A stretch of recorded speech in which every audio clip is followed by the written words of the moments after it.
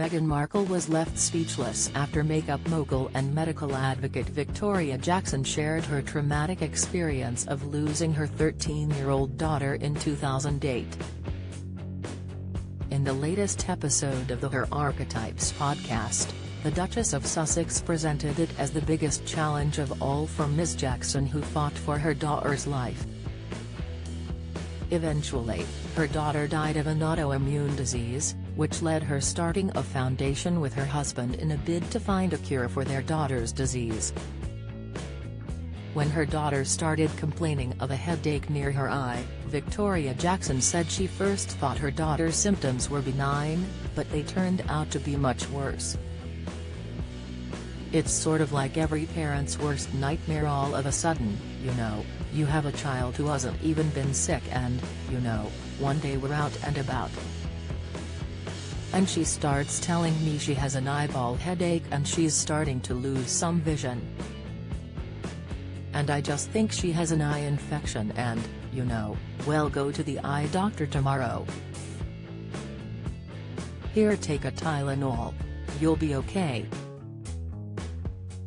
Ms. Jackson described the time from the first symptoms to the diagnosis as very horrible.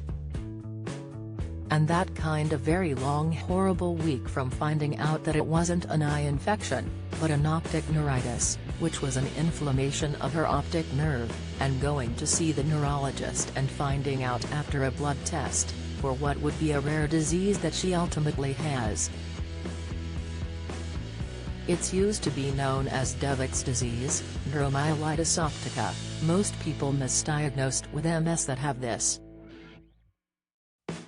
And they tell me that she has 4 years to live. Meghan remained quiet after hearing the harrowing story.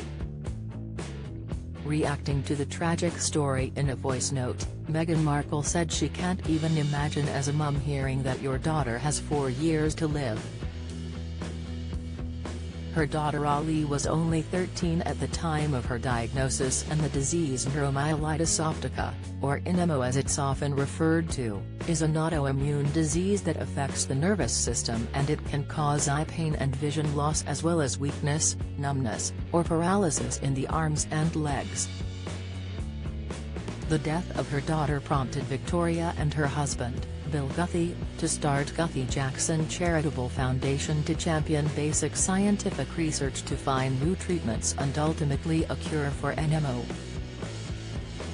Victoria said, "Immediately in that moment, my life changed and I went, as I say, from mascara to medicine, and I got myself to the Mayo Clinic and I met the only doctor at the time who was doing any research, which they said, was this very rare disease."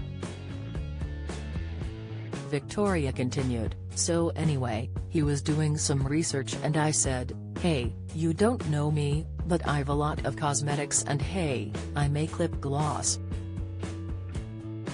I can cure this." After 10 years of research and clinical trials, Victoria Jackson's foundation found 3 therapies in 2019, all approved for NMO. Read next.